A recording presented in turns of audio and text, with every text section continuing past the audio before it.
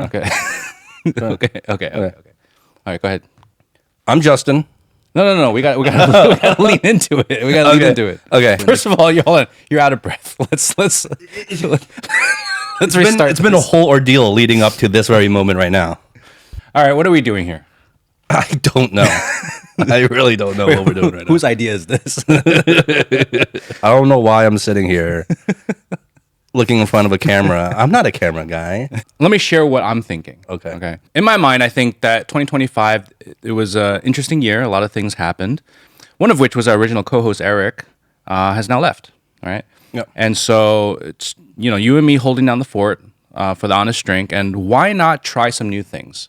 Hold on. Let's hold your horses. Let's be honest. We were the ones holding down the fort to begin with, even when Aric was here. Okay. We're doing this just to spite Aric. Okay. Just to make him feel like he's missing out. Yeah. You're missing out. We love you, Aric. Just kidding. Yeah, so why not try some new stuff? I always wanted to try some new things, play with some shorter content, interesting ideas that we can play with that may not fit the long form podcast, but we're still doing the long form podcast, of course. But this is just something a little bit different to play around a little bit. Yeah, I mean, I think such a common resolution for New Year's, I think people have had throughout however many years resolutions have been around, is pushing yourself outside of your comfort zone. Trying new things. And I think this is just one example of us doing that. So yeah, this is a test. Yeah, this is new to us. Our producer came up with a lot of these ideas as well. So we're going into this kind of blind. And let's just see. Let's go. Yep. I'm Howie. I'm Justin. Are you ready? Yeah. Oh, should I be looking in the camera or? Oh, we should. Yeah, this is new to me. I don't. Do we be like, I'm Justin, or is it just like? We should. Because you know I'm Justin already. All right. I'm Howie. I'm Justin. Here we go.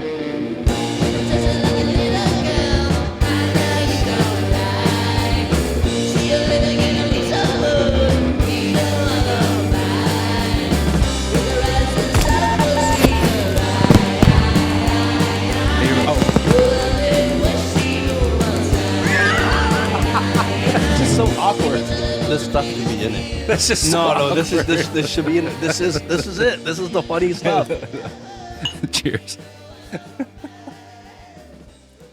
All right. Whose idea is to put this glass behind us? Jesus. No. Why don't we have a table? All right. So we got the first segment. Okay. What is the first segment? The first segment is called Call the Shots. It's a agree or disagree game.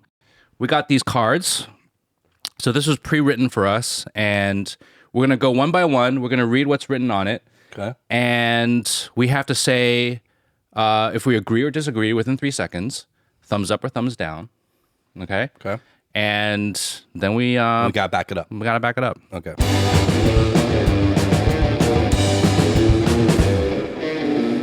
You ready? Yeah, so this is agree or disagree, right? Agree or disagree. All right. New Year's resolutions don't work. 1, 2, 3. Agree.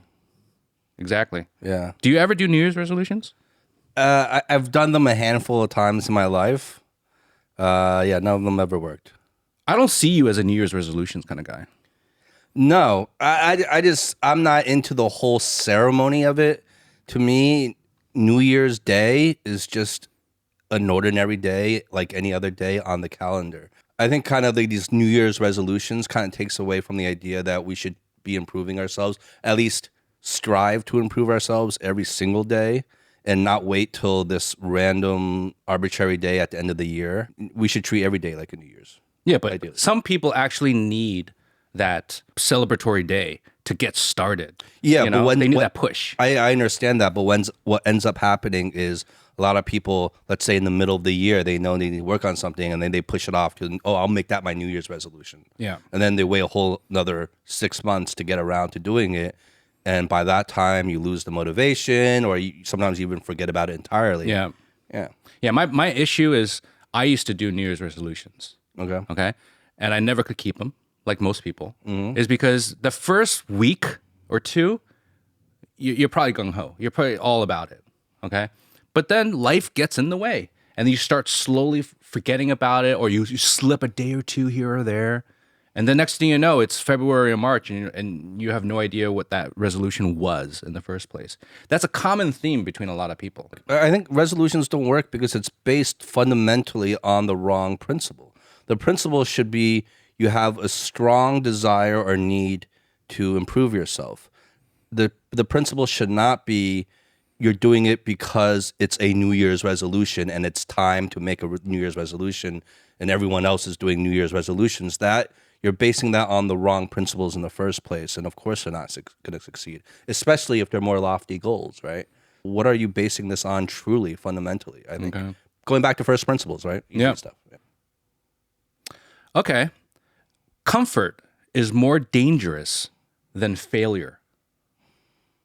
3, 2, 1. Agree. We're agreeing on everything. This is not fun. We're agreeing because Who came we're up too with similar. these? We're too similar. Who came up with these? Obviously. And I think most people would agree with that. Well, maybe not actually. No, because a lot of people, there are people out there that would, I think, would say it's not about comfort, let's say, that's being the most important thing. It's sometimes failure.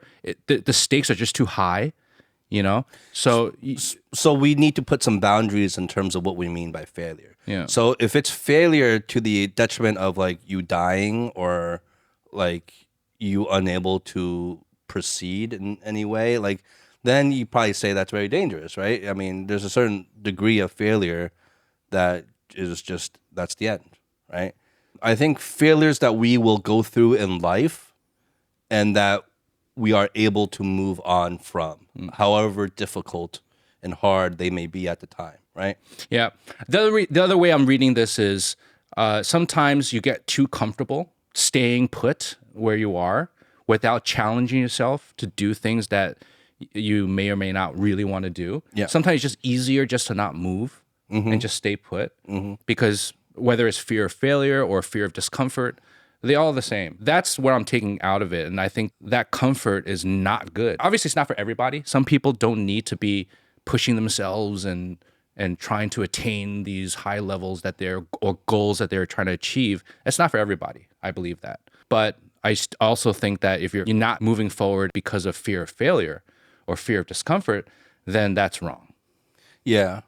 You know, it's kind of ironic in a way because in some ways we're all kind of chasing comfort, even though ultimately if we get it, it will kind of be like the end of our progress, right? As individuals in a way. And so, yeah, for sure. Personally, for me, I think this idea of comfort being a detriment to me really relates. And yeah, I feel like that is true of my own personal life. Yeah, now that you're saying it, I do think so. Yeah, this is, I mean, I don't want to open up that can of worms, but Justin. Whoa, what? Say it. Just say it. Get out of your comfort zone, buddy. Yeah, okay. You gotta get out of your comfort zone, I get stuck in my comfort zone. Yeah, I'm guilty. Guilty as charged. Yeah, no, totally. It relates to me, and it rings so true. No, we talk about this, so we don't have to get deep into this, but like talk about for the next generation, our kids and stuff like that. Like we don't want to make them too comfortable for the very reasons, because I know how it kind of impeded me in many ways, especially as I got older, as I got more comfortable. I lost that spunk. I lost that ambition that I used to have when I was younger. Yeah. Okay, lowering expectations can improve your life, especially as you get older. Ooh. 1, 2, 3. Agree. Disagree. Oh, Yes. Okay. We got a difference now. Okay, I want to hear you out. Make your case, mister. I don't know if this is kind of like sad, but I feel that the older I get, the more about life I start to understand, the good and the bad, you know, and I start to have more realistic expectations with my decision making and what tomorrow brings. Now, part of it is because I've experienced a lot. I've seen a lot. I've met a lot of people. I've done a lot of things in my life. So I feel like I have a good read on people and certain situations. So I have lowered my expectations in terms of what I get out of relationships or career endeavors because of what I've experienced. That's why I think the key is the whole getting older thing, at least for me. For example, when I'm pitching on jobs in the beginning, I'm always optimistic about the best jobs and all this stuff. But then after constant rejections, because that's just the nature of the business, my expectations have lowered. And so now it's more about, look, if I get it, great. If I don't, I don't. Same thing with dating. I used to have these high expectations of what love is supposed to be, and it's going to be this beautiful journey of two people and all this stuff. But after dating so many times, I started understanding myself a lot more, as well as my partner. That I understand that it's not all roses. It's hard work. It's there's give and take, and that's just the nature of life. So that's why I agree that lowering expectations as you get older is you're going to get happier. Okay, now I mean I can see where you're coming from. It's a little bit akin to the idea of like ignorance is bliss kind of thing, right? Like if you don't expect it, then you're not going to get disappointed by it. Just like if you don't know about it, then you're not going to get bummed out by it, right? I can see that angle. However, my standpoint is I think the very act of lowering your expectations is inherently making you less happy. Why? Because think about what it takes to actually lower your expectations. First of all, you have to come to the realization, I'm most likely not going to achieve a lot of things that I want. So you have to come to that realization first, which is inherently going to make you less happy. And then you have to act on it and be like, well, then I need to lower my expectations. I understand the exercise and it can be helpful at times. I just think overall, as a perspective, it will not make you happier in the long run, in the sense that you're just not going to strive to achieve more things. Why not? Why can't you still strive but have lower expectations? Oh, you can still strive and have lower expectations, but because you have lower expectations, the things you're going to strive for are going to be different. Are they? I think so. Your goals are going to be different. So you're immediately going to start excluding a lot of things out of your life, which I think maybe you won't feel it right away, but I think ultimately at the end of the day, if you're on your deathbed, looking back on your life and thinking about regrets, thinking about could-haves and should-haves and what ifs, I think at that point, at the end, towards the end of your life, you will feel regretful about a lot of these things that you didn't ultimately go after because you were afraid you were going to be disappointed, you were afraid you were going to fail, or you were scared, and for whatever reason. Okay, so I think my rebuttal to that is I think we're not far off in the goal setting in terms of striving to get what you want. For example, when I said about jobs, does that mean that I'm not going to strive to get the best jobs out there? Am I not going to try to pitch and try to win projects that I really want to do? And I think no, but it's just going to adjust my expectation level that I'm not going to go in waiting on the whim of a phone call because I'm expecting I'm going to win. I don't care about it anymore. I want it, but I don't care. It's not going to make or break me if I get it. As opposed to before, when I was younger, it would break me when I would lose the pitch. Just be more realistic about the chances of you getting certain things. It's the same idea. Like, let's say if I was single and I see this beautiful, successful girl who is amazing, am I going to lower my expectations and say, I'm not even going to try for her? Or am I going to lower my expectations and say, I'll try to get her, but I'm not expecting to? If I get a chance to take her on a date, great. I'll show myself. But I'm not going to go in and be so heartbroken if she rejects me. No, I understand. It's the same idea. I just think that's easier said than done. I think naturally when you lower your expectations, whether you're conscious of it or not, you end up not striving and taking action on those things in the first place. All right, agree to disagree. Your expectations are lower. Okay. Ooh. All right, let's hear it. What do you got? Romance is dying. 3, 2, 1. Agree. Agree? Agree? Agree? Yeah, I think romance is dying. I mean, this could just be the old geezer talk because we're from maybe an older generation than the cohort of people that would be typically looking for romance, who are younger. But yeah, I think in a large part, technology has killed it, right? There isn't this idea of so much face to face, and you don't have to do as much to link up with people. You're just kind of swiping, right? It's all algorithmic. And that is just not romantic. But again, maybe I'm just the old guy, talking about You the are newer the old generation. guy. But it just doesn't feel as romantic anymore. You're also, at least you can prove me wrong, but I don't think you were really ever romantic. Oh, dude, no, dude. I was a Casanova in my Were you day. really? Come on. Come on, Come bro. on, you. Come on, bro. Come on, bro. No, I, you know what? This is a slightly different topic, but in my younger days, I was one of those hopeless romantics. I was super romantic about life in general. Not that everything was all roses and peachy. There was, tragedy and sadness, but that's what made it romantic to me. I think my outlook on life was just super, super romantic. As I got older, in the recent years, I don't know where that's gone to. I've lost that for some reason. I don't look at the world through a romantic lens anymore.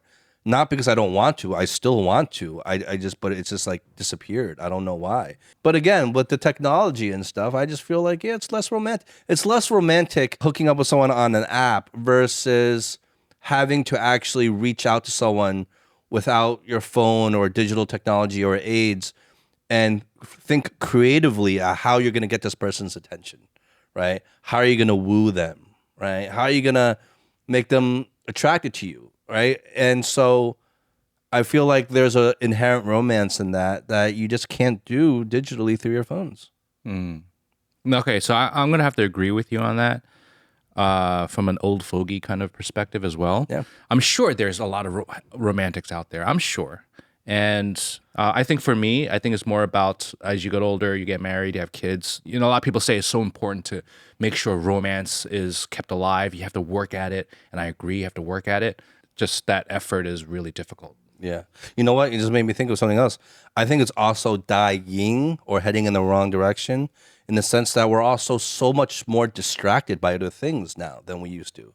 I remember when we were young, wooing a girl or the person you had your crush on, that was on your mind 24 hours a day, all day, every day. It just seems like nowadays we're distracted by so many more things. There's the 24-hour news cycle, all the headlines, all the different things that are going on in the world, right? In the economy, whatever, politically, whatever it is. There's so much more to distract us, and there's so much different directions our attention is being pulled towards that we don't have that singular focus anymore, or maybe we don't have that singular focus anymore on a romantic partner and the romance of it and that singular experience and chasing that singular experience, right? Yeah, I hear you. Should we do one more? Yeah, let's do one last one. Last one? Yep. Okay. Make it a good one. I'm gonna pick one from the middle of the deck. Okay. All right. Make it a good I one. don't trust the shuffle here. I'm gonna pick one from the middle here. If you're constantly misunderstood, part of that is on you. I see that. All right, 1, 2, 3. Agree. Yeah. Especially with you. This question gave me an easy out because it says part of it is on you. I can agree to being part of it. I will always blame myself or put myself, make myself accountable, I guess. If the question or if the statement was all of it is on you, I would disagree. Okay. But part? Yeah, that's easy. I can agree to that. Well, this is how I'm reading this question. I feel like a lot of times, I think this reflects me personally. A lot of times when I think I'm right or if I'm really in my own head, I don't empathize with how other people may have reacting to me because I'm so within my own head, needing to express myself or needing to, be right about something, and I get lost in it. But a lot of times it's because it's your own issues that's blinding you from seeing the bigger picture. Yeah, no, I of course. A lot I of think we can people all have that agree to issue. Only when I self-reflect am I able to see that it's probably me a lot of times. Well, it depends how deep and philosophical we want to get here or how meta we got to get here. But actually, the more I think about it, of course it's always on you. The question is that a good or a bad thing, in the sense that I think most misunderstood people are just people that are different than most people, right? And are we different in a good or bad way? Oftentimes, people who are like geniuses are often depressed people because they just can't understand the world or live the world through the same perspectives as most people, and most people cannot relate to them. And so they're living on a different plane, which makes them feel isolated and alone and misunderstood, which then in turn makes them depressed. So I can get that. So it just really depends on how we want to look at this, right? But if we're doing it in a bad way where, oh, you feel you're misunderstood because you have communication issues. Stop describing me. I'm on an island here. I was actually describing myself with the genius thing, but you know. All right.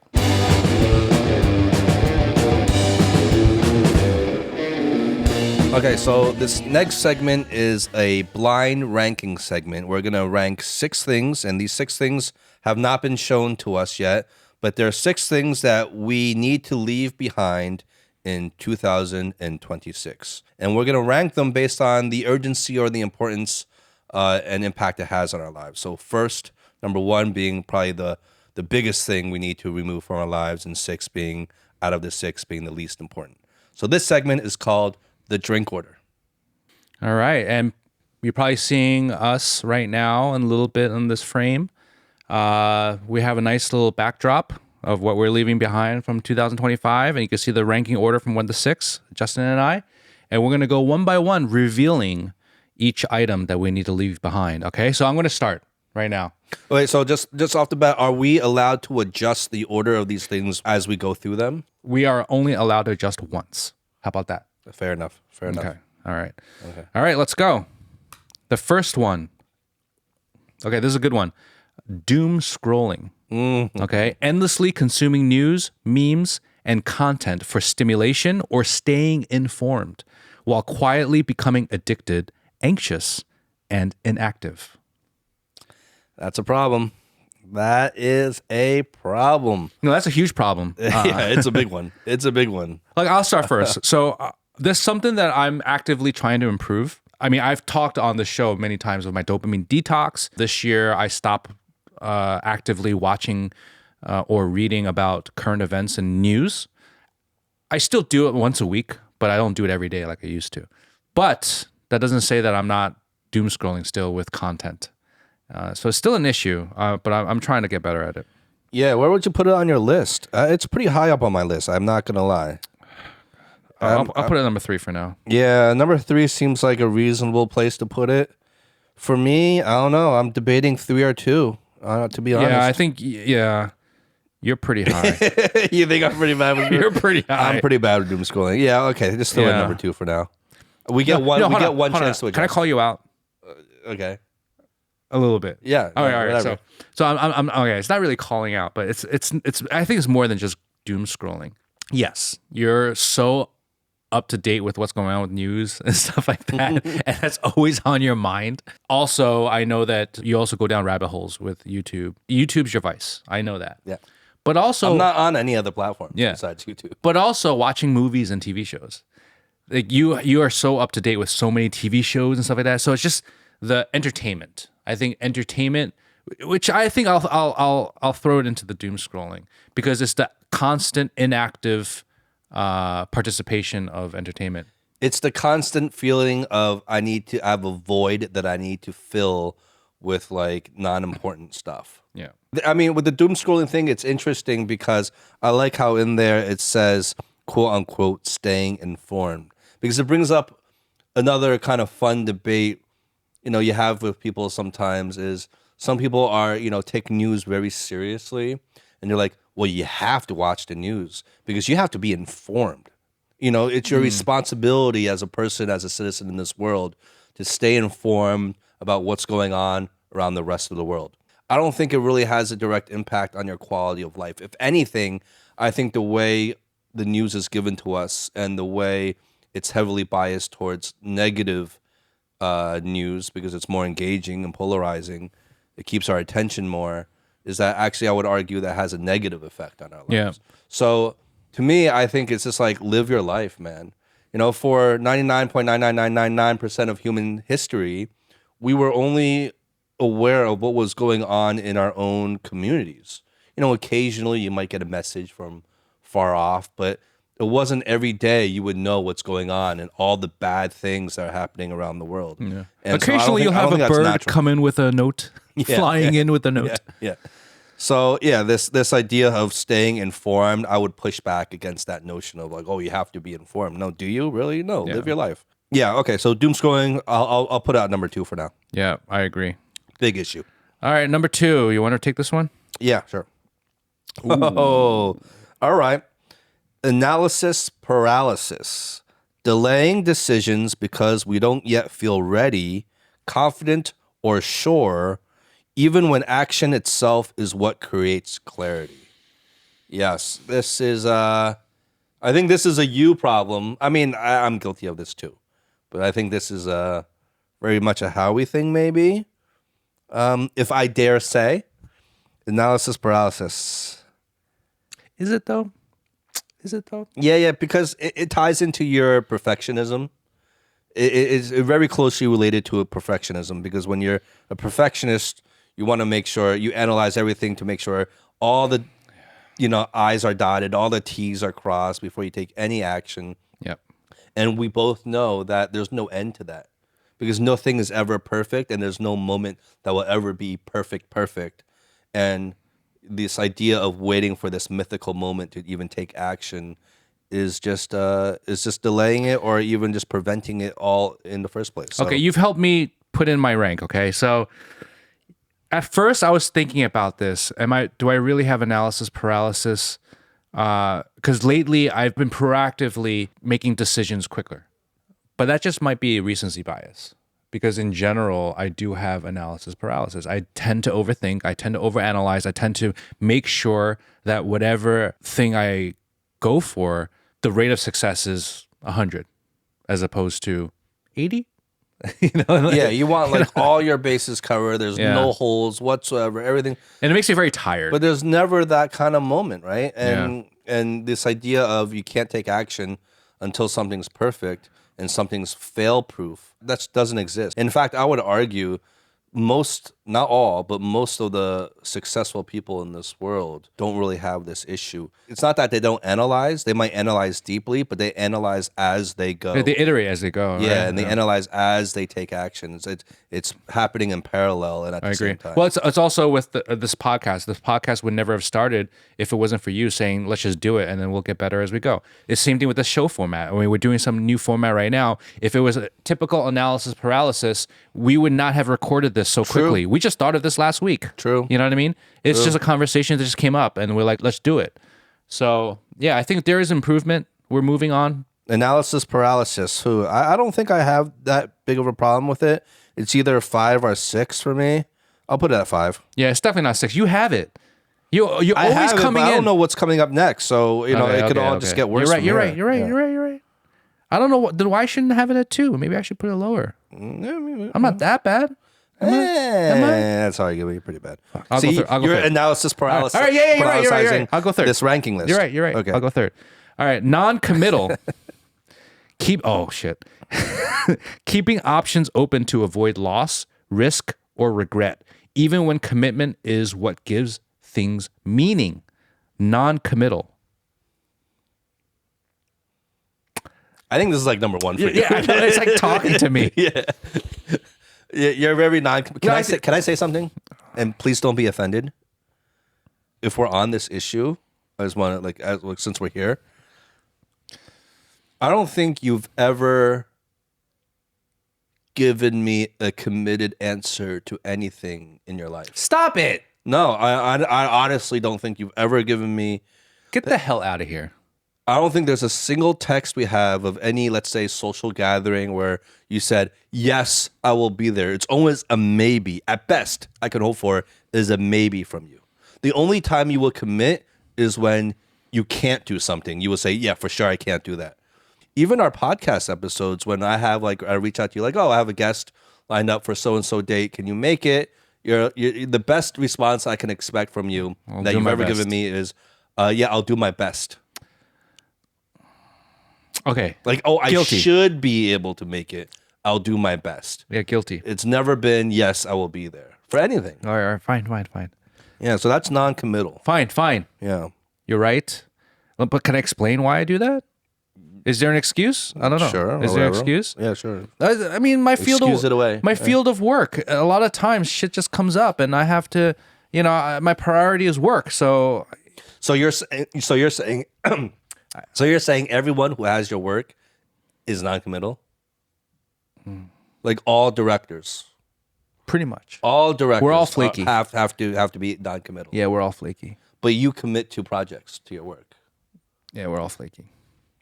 Look, it's excuses. It's an issue. Look, I'm not gonna keep talking about it. It's a 6 for me. See, the problem is you've taken up 2 and 3, and I feel non-committal deserves at least that much. Look, I'm gonna leave it at 6 for now, but I have one opportunity to switch Wait. it. You're being serious about putting it at 6? Yes. That's sacrilegious for you. How do you? 5. I'm not going higher for now. Honestly, it should be at a 1 for you, maybe. 5, okay, Yeah. whatever. All right. What about you? Non-committal, that's a 6 for me. Yeah.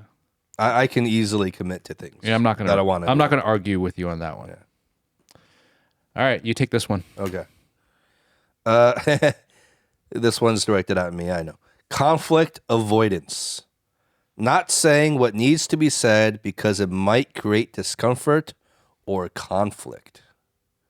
Yes, this one, it's a problem. Although I think I'm kind of bipolar with this, whereas I think for like little everyday things, I am very conflict avoidant. I'll just eat it. I'll just be like, okay, whatever, and then just let it slide. But I think for like bigger issues, I can be very direct and very approaching and just like confront the issue. I don't know how you feel about it. That's me talking about myself. Mm-hmm. But you know what? Having said that, the little things accumulate and they build up. So it's not a healthy thing, right?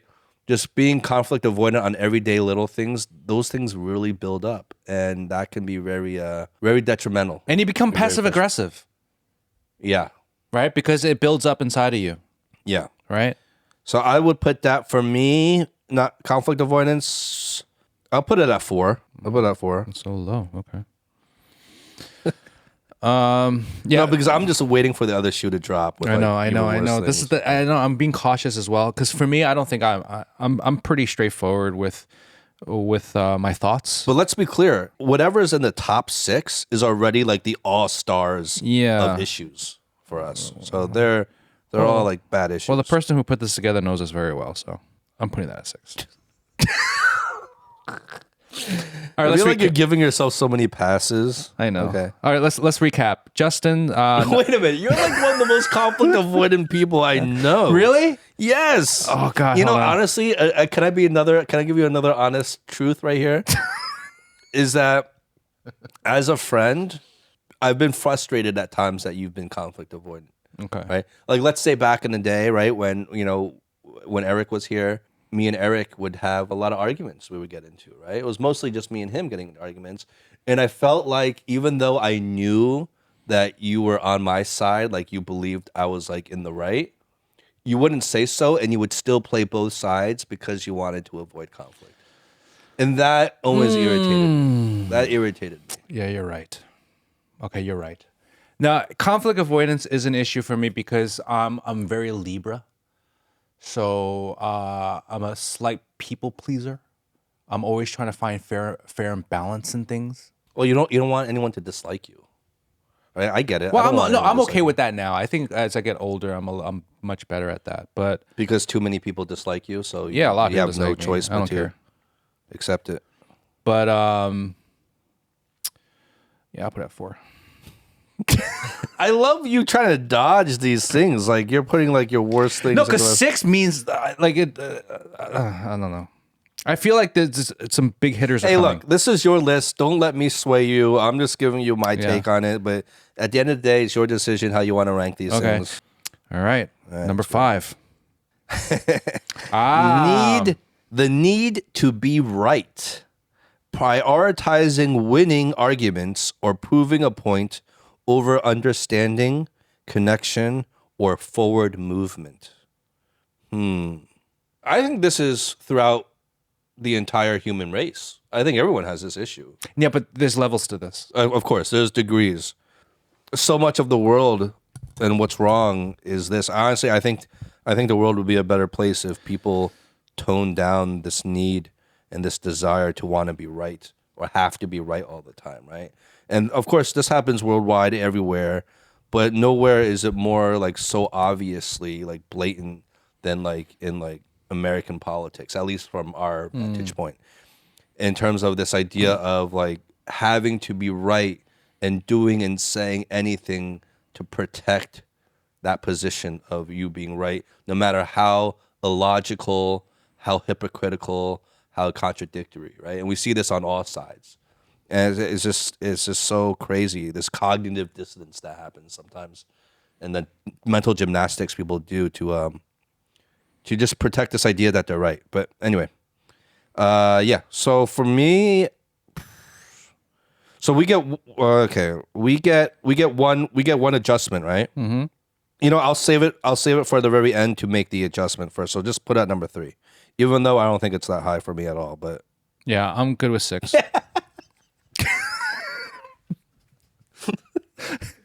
Come on, dude, you need to be right all the time. What are you talking about? Oh wait, based off of your logic, then all of these are number 1. Yes. I'm just one fucked up dude. Yes, all of these are equally all number 1. So they should all be number 1, and 2 to 6 should just be all empty for you. All right, we're up to the last one. Okay. And both Justin and I have the top spot empty right now, but don't forget we have one chance to reorder. Are you ready? Do you want to reorder now? You know what? To make it more fun, I think the rule should be the one chance you need to reorder has to be used before the very last. Okay, I agree. Right? I agree. Let's do it now. Because then it's too easy. Like you see everything, then reorder. So it takes the suspense out. So we have to use this up before the very last one is shown. I'll do it right now.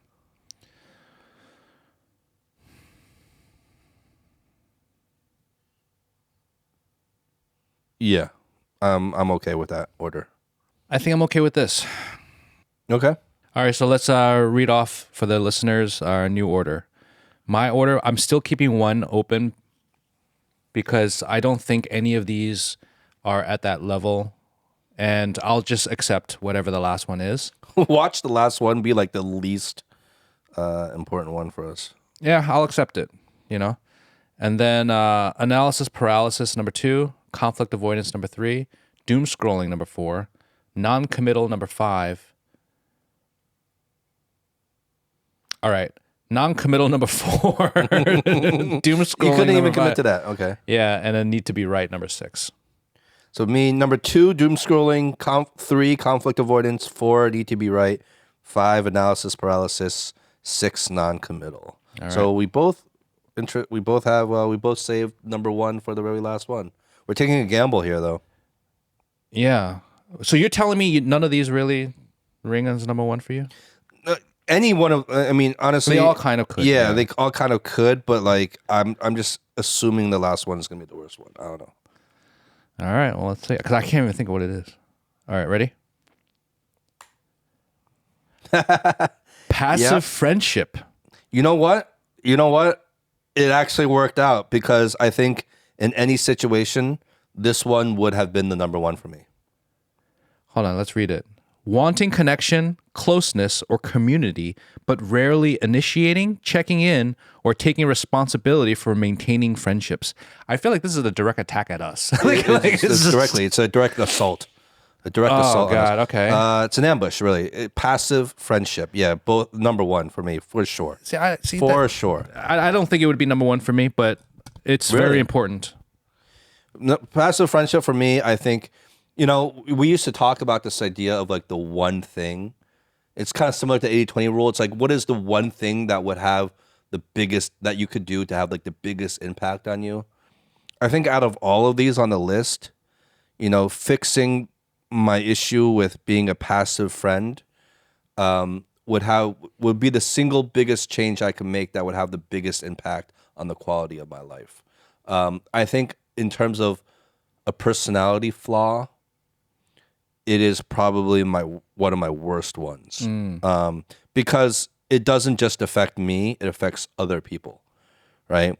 And so, yeah, I'm terrible. We've talked about this, like how I don't respond to people's text messages, things like that. Yeah, you're one of the worst people I've ever met. Yeah, I mean, I'm not surprised. Like, yeah, this is a huge problem. You know, the other day, actually, it's interesting this comes out. The other day, our mutual friend Alex texted me about Christmas dinner. Christmas, yeah. Wanting to do a group dinner and asked me what my Yeah. plans were. Yeah, what'd you say? All this stuff. I haven't even responded. Wait, what? It's like last week. Did you get that text? Yes, I responded immediately. See? And I love Alex. He's like such a great dude. I don't know. It's just like this weird thing in me. It's like so stupid. Like I realize how stupid and how terrible it is. I just don't know why. I don't know why it just feels like such a burden to respond to people on text message. I don't know why. I don't know why. It's so silly. It's so stupid. There's no justification for it. And for sure, number one on my list. There's got to be a reason. I'm leaving behind in 2025 has to be this. No, but there's got to be a reason. There's got to be in that moment, like what is stopping you? It can't just be, oh, I don't want to do it. I mean, it's got to be something. I don't know. It just feels like it.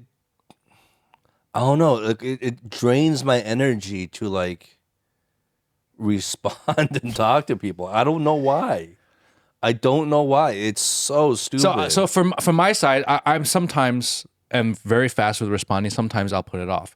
Usually the put it off is because... But you'll always end up responding. Of course, 100%. See, I don't... Yeah. I just... If I don't respond in a few days, I just feel like, it's too late now. And I just had a thought. I have a certain sense of responsibility. And what I define as responsible is responding to a text. Thinking about how my behavior affects the other person. Mm-hmm. That's a form of responsibility I have that I put on myself. And so if I don't respond, I will feel guilt or I will feel a negative feeling that I've affected somebody in a negative way. Yeah. Okay. So that's a sense of responsibility. Now, using that as an analogy, does that mean you're not a responsible person? No, I like how you try to maneuver this thing here. I do feel a sense of responsibility. I mean, I'm responsible in other ways in my life. It's just this one way. I don't know. I just feel like, and I do feel guilt. Like when I don't reply to someone, I do feel guilt about it. I just, no excuses. I just need to change this thing, especially in the backdrop of like societally, there's like male loneliness like epidemic going on. This idea of relationship and bond is becoming ever so important, even from a health perspective, right? Well, getting older, one of the most important elements of longevity and health is a strong social network. Absolutely. It's highly correlated to health and longevity, right? It's without doubt the single worst thing about myself, I think, and what I need to leave behind in 2025, and I will. Yeah, I think I'll commit to doing that. That's a good one. That's a good one. You know why? Because the very least of my problems is the non-committal, so I can commit to fixing the number one issue, which is being a passive friend. Then that means your non-committal should be number 2. But then again, no. If I put it number 2, that would mean I would have a problem with being non-committal. I don't have a problem with committing. Oh, I see what you're saying. Hence, I can commit. I see what you're saying. See what I'm saying? I see what you're saying. Kind of You're right. You're right. Because I wouldn't move doom scrolling. That should be number 1 as well. Yeah. The passive friendship. I wonder how many other people are like that, or is it just me? I think it's you're one of few. Honestly. Yeah, that's terrible. I think you're one of few. To know. Okay. But I do think that in general, there is a trend of people, especially because our main way of communication is texting, that the text etiquette, quote unquote, has changed a bit. I've noticed a lot of people will not respond so quickly, or maybe just respond in a curt way because it's just a text, you know? Yeah, I just know that my life could be so much richer. My relationships could be so much more fuller, and I would have more and better relationships. Yeah. If I were just to initiate more and take more responsibility, like you said, in maintaining friendships. Yeah, because it's not just about texting. We were just focused on texting. That's it's much just more one than that. sign, right? It's taking initiative, right? Yeah. It's taking initiative to make plans. It's reaching out with no reason whatsoever, just to say, hey. Yeah. It's sharing yourself because you trust the other person. Checking in on people. Yeah. I want to say one thing is I've been working on this with my mom, for example, and I'm not the best at it, but I'm trying to improve. It's just an important thing that I think if you're watching this or listening to this and you can relate, you just got to figure out a way to have that empathy, if not for yourself, for the other people that you're affecting. Yeah. And it ties into this whole kind of idea of being online and doom scrolling and social media that we talked about. It all kind of ties in together, right? Because it feeds off of each other like that. Yeah. And it's a downward spiral from there. Yeah. Well, so I like this. I like this perspective of looking at things that we need to stop doing, because I think it's important. So much of New Year's resolution is like what we want to add to our lives, what we want to start doing. And I think before we do that, we need to do house cleaning, right? We need to clean house ourselves in terms of jettisoning and discarding things that are just weighing us down, become lighter, become neater, and build a healthier foundation before we start adding things to it. So it's always good to think about discarding things and leaving things and getting rid of things before you start adding things. Yeah, I agree. It was a fun list, and I haven't thought about New Year's in this way, but I think this is really good. Hope it helps other people too. All right, on to the next one. All right, let's keep going.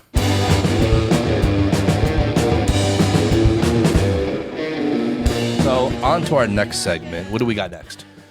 All right, so this one is it's more personal in terms of things that are just going through our minds. This one's called Random Thoughts. So I remember watching something online that put this thought in my head, and it really messed me up. Here's the random thought. The internet should be reset. So what does that mean? It means we're talking about going to the level of if somehow, I'm not promoting this, I'm just saying, if somehow the data centers and the whole infrastructure of how the internet, social media, anything that is based around the internet got just blown up, right? I'm not promoting this once again. I'm just saying if it got blown up and suddenly one day we wake up and we don't have internet anymore. We have no connectivity anymore. Social media is gone. Video sites are gone. We're back to telephone lines. We're back to snail mail. We're back to face-to-face conversation. We're resetting, the great reset. Is that a bad thing? I don't know. It blew my mind when I heard this idea. Like forever it'll be like that? No. So the idea is that if this happened and we kind of went back and we regressed back to before the internet became prominent in our life, I'm sure that it will still get set up again, right? Because we know that the infrastructure society was set up that way. We'll probably go through a dark age, but hopefully as we reset this whole infrastructure, we can keep in mind all the negative aspects of what the internet brought to us and avoid it and try again. It's almost like a try again, like you failed and you try again. It's a hope. It's not saying that this would definitely happen. If for some reason, this great reset happened, it's not 100% that we would handle it responsibly the second time around. No, not at all. Yeah. Yeah, that's why I don't know. I listen to that. I hear what you're saying. And I'm just very skeptical and pessimistic about that idea. So you don't think that we as humans would be able to handle the second round? No, because why would anything turn out different? Because we know the same incentives, the same greed, the same interests will still be there. Because I think the way the internet has turned out the way it did, especially in the more recent decade, I don't think it's because no one knows about the perils of the internet and social media and the damage it's doing. I think we're all aware of that, but that doesn't make a difference when the powers that be and the people that are creating these technologies and pushing these technologies and creating policy around these technologies, they're all aligned in terms of the fact that they can all profit off of these technologies. And so that's not going to change unless an even bigger change comes through in terms of like resetting the entire system of society. But even then, there's no. So I don't see why it would turn out different because human nature will still remain the same. So am I naive to give this analogy of when roads are paved and like city mapping is done a certain way and you need to modernize it. The fact that it's so hard to update the infrastructure because it's a physical thing that you need to change and it's very costly and it's just a huge move versus a city or a land that didn't have that infrastructure and you're building a modern infrastructure on top of it. It's much easier, much quicker. Yeah, that's the advantage later developing countries have when building infrastructure. Which is a great analogy to how a lot of Chinese cities seem much more futuristic and connected. Yeah. So I'm trying to use that as an analogy as like a great reset. So you're kind of rebuilding the infrastructure of how the internet interweaves with society in a more deliberate way, as opposed to, well, we have this technology, let's just get everyone connected. I don't think the problem with the internet is the infrastructure of the internet. I think it's with the incentives and the profit incentives that create how these things are designed.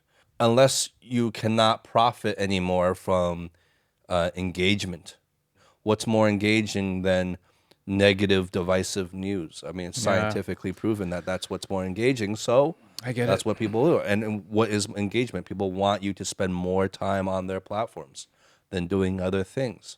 So Yeah, we if want that's you what it guys to is- keep listening to us and engage with us. I get it. I get it. Stay on. I get it. So that's why I think even if there was a second round and if we can just tear everything down and rebuild it up, human nature is still there. Human drive for profit and power will still remain. So why would anything be different? If you had just stopped at let's just blow everything up and tear it all down And just keep it there. and just keep it like that, Yeah. I'd kind of be all for that, to be Yeah, honest. yeah. I don't think I would mind living in that world. Obviously, it'd take a huge adjustment. But ultimately, if I didn't have access to internet and everyone didn't have access, everybody it has to be together. everyone. You can't just be the only one, right? So if everyone didn't have access to internet and we were just to live within our communities, and if we were to travel, we travel somewhere and figure it out there. Yeah, you take a road trip, you go somewhere to visit something, you're like, wow, witnessing for the first time in your life, as opposed to you're doing all the research beforehand, watching all these videos. And Don't you think it's life like- would be more romantic? Yeah, that way? much more romantic, of course. The idea of course. living and experiencing in life would be fundamentally different. Receiving a mail, from somebody that you haven't talked to in a long time and seeing a handwritten message. Of course. It's much more romantic. Clearly the internet has brought on a lot of positive things and has helped and done a lot of good. And despite all the great positives internet has brought, if we were to remove those, life would still be it could still be a really great life, right? Yeah. Just minus all the negatives that the internet also brings. More is not always better, and we always think like, oh well, more capability, more power, more information. No, that's not necessarily better. More is not necessarily better if you cannot control the quality of that quantity, right? Yeah. And so I think that's what we're saying. Maybe we're reaching a point where actually less is better right now. Yeah. Given what we're saying. Well, and I hope the younger generation coming up, we've mentioned this before, are doing something about it, creating some sort of movement with like dumb phones or putting into practice some of the quote unquote more old school ways of living. Yeah. Yeah, I think, and I've said this on the podcast before, I think we're gonna reach a point where just like being online and you're having like this online presence all the time, it's just gonna be so played out. It's not gonna be the cool thing anymore. And the cool thing to do will be to be like offline, actually. Like that would be like the actual cool cultural shift. Yeah, hopefully. Yeah. What about you? Got any random thoughts?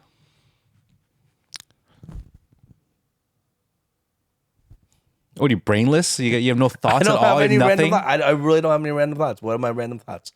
Random thoughts. You came unprepared. I did, but it's not that I intentionally came unprepared. I just really don't have a. You have no thoughts. You have no brain. This is all-star content right now. One second. All right, fine. I'll throw another one. I'll throw another one out there.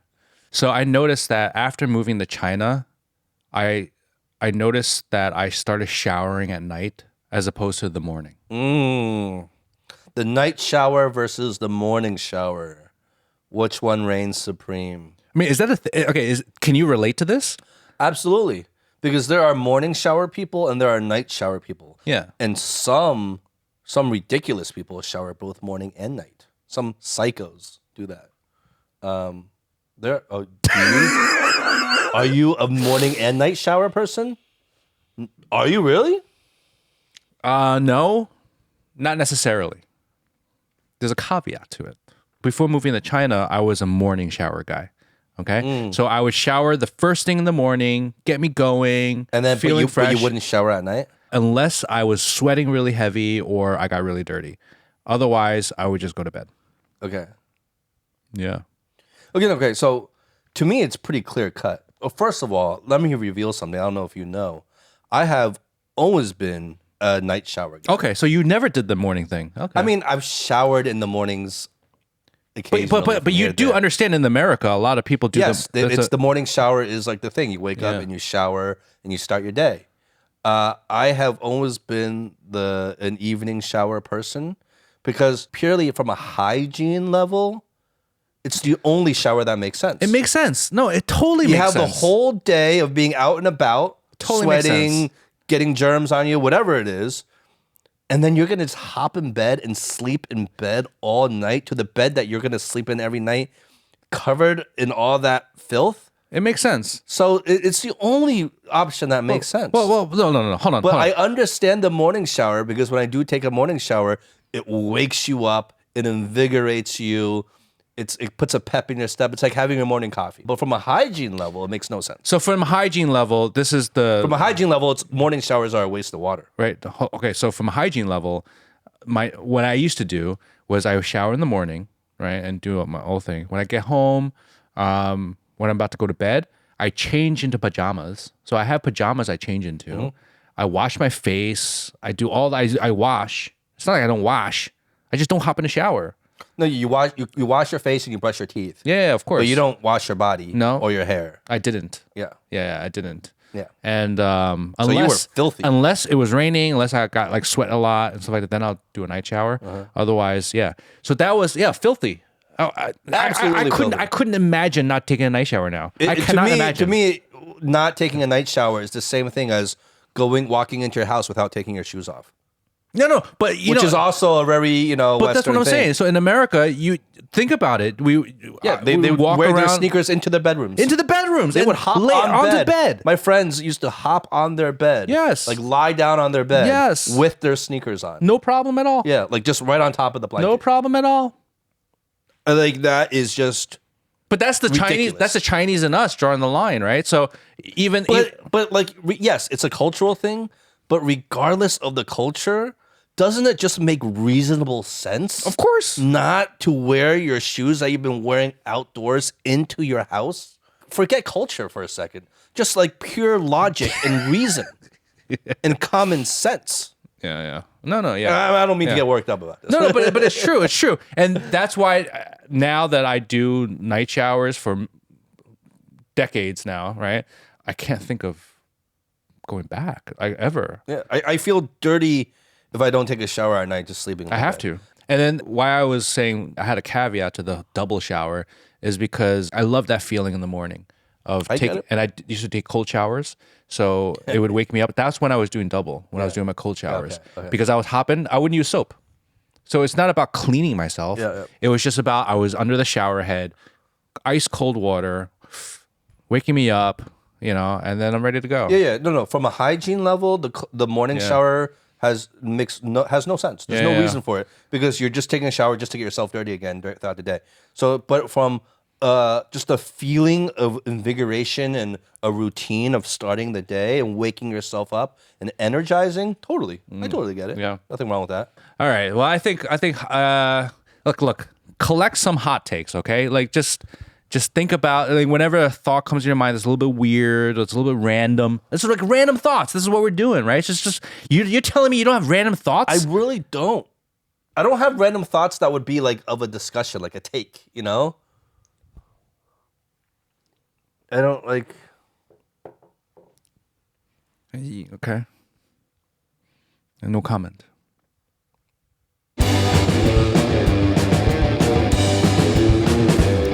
All right, well, that was that. How's that? We barely made it through, across the finish line limping. Yeah, but it was fun. It was fun. It's different, but it's fun. First time, we're not totally comfortable doing something like this, but I hope you guys enjoyed it. Hope you guys at least like the idea of us trying something like this. Let us know if you don't, and we'll stop doing it. But I think the key for doing this was to open up that cross communication between us and you guys. We want to hear your thoughts as well. We want to know what your random thoughts are. We want to know if you thought that my list was speaking to you or was Justin's list speaking to you. We want to know if you agree or disagree with anything that we talked about, or maybe you have your own statements that you want us to discuss if we agree or disagree with. Yeah, for sure. I think that would be really interesting, actually, to hear from our viewers and listeners. Any random ideas, any hot takes, any thoughts that you have that you think, not a lot of people around you have.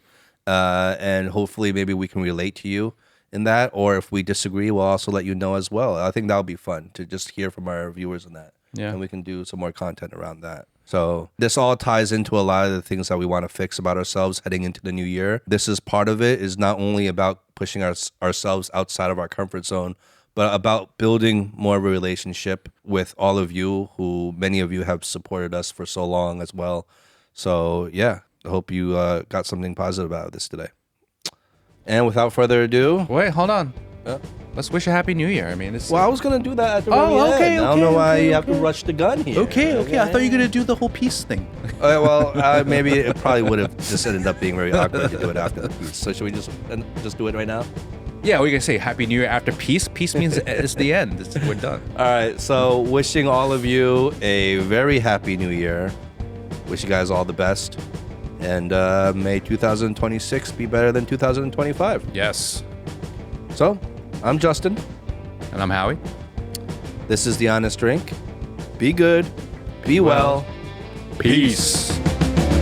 The sun will see.